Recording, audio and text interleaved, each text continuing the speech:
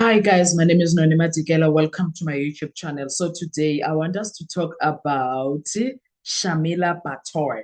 Before we do anything else, let's just talk about Shamila Batoy because wow, what on earth did we just go through as the country? What on earth did we just go through as the country? Anyway, before we do that, guys, please make sure you do not forget to like, to share, to comment. And most importantly, please make sure you are subscribed on the channel. Please make sure you are watching the videos up until the end and you are watching the ads that are coming through. When you are doing that, you will be supporting this channel financially and in numbers. Thank you so much. I really appreciate you. Now, this is what happened with the NPA boss. Let's talk about the letter that broke accountability, how the NPA boss triggered an inquiry, then hid behind it. That is what this video is about because South Africans were surprised on Monday, the 15th of December 2025. So there are moments when institutions don't just fail, they expose themselves. When the person entrusted to uphold accountability uses accountability as a shield, not to answer questions, but to avoid them. This is the story of one letter, but of one letter, one suspension, one commission of inquiry, and a silence so loud.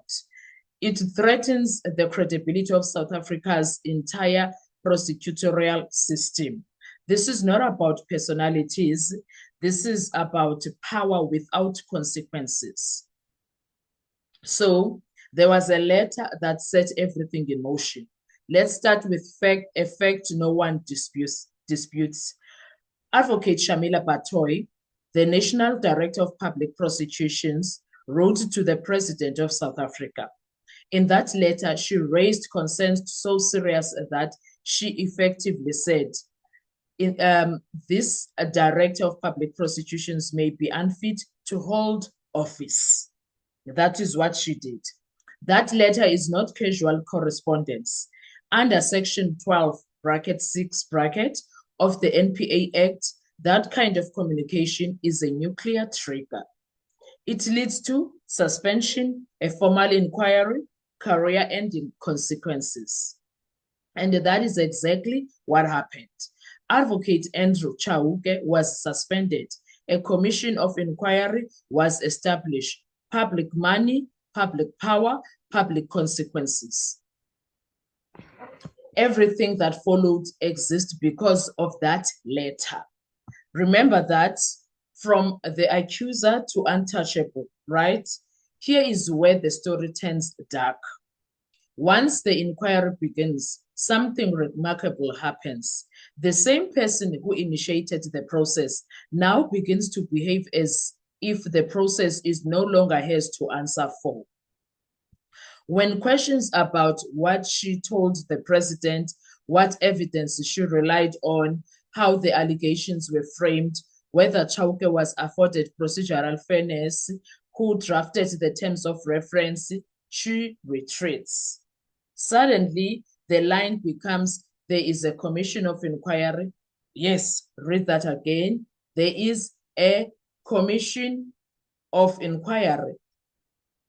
The inquiry exists because of her actions, yet the inquiry now is now used as the excuse not to explain those actions. This is not accountability. This is a secular immunity. Let's be very clear. You cannot, one, trigger the most severe oversight mechanism available. Two, you cannot shape the allegations that justified it.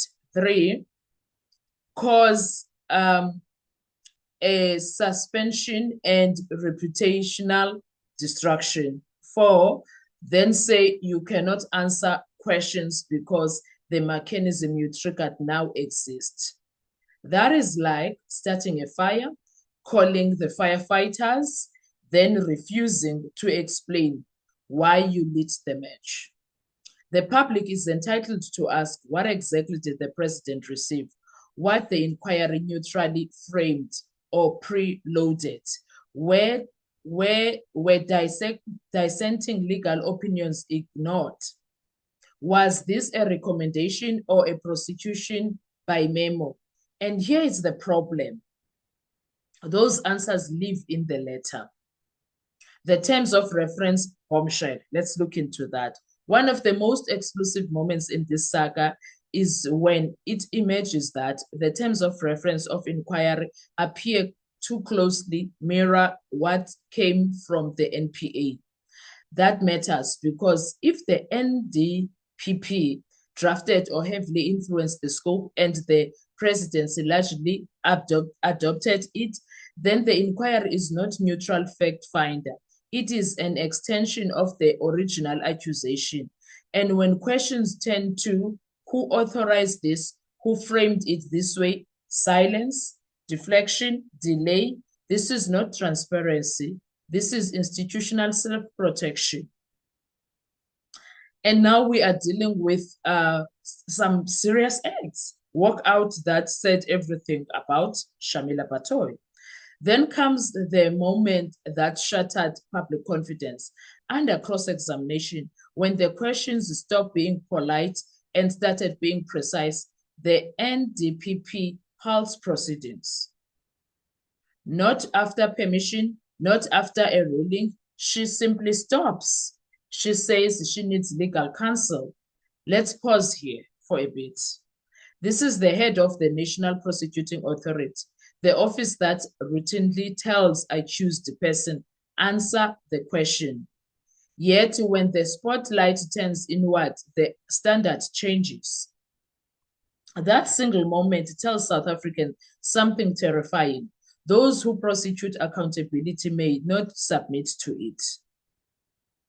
And why this is bigger than Chauke, let's look into that. This is not about whether Chauke is guilty or innocent. That is precisely why inquiries exist. This is about whether process itself being weaponized. If the NDPP can escalate allegations directly to the president, trigger suspensions, frame inquiries, and then refuse scrutiny, then South Africa has a dangerous precedent. Accountability flows downwards only. Power answers to no one. That is not rule of law. That is managed justice.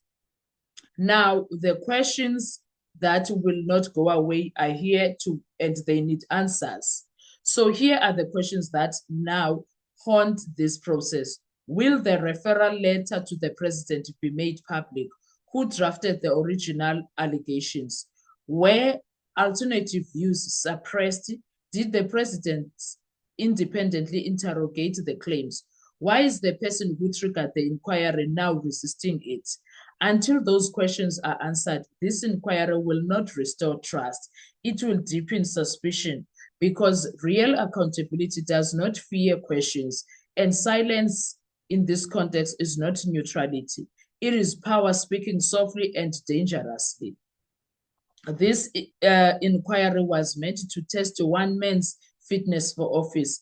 Instead, it has exposed something far more unsettling, a system where the accuser may be beyond scrutiny. And that should alarm every South African who still believes in the Constitution. So that is what Advocate Baloyi dealt South Africans when she refused to answer questions and was like, I'm not doing this. I'm not doing this with you, gents.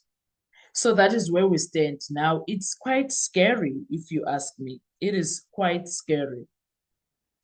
Advocate Batoy, she lit the fire, then hid behind it, and behind the inquiry, and now she's refusing to answer questions. It's so scary. From the accuser to untouchable, it's very scary. The inquiry exists because of her. So why is she refusing to answer questions? Anyway, what are your thoughts when it comes to this? Let's talk in the comment section. I want to hear your views. Thank you so much. Bye-bye.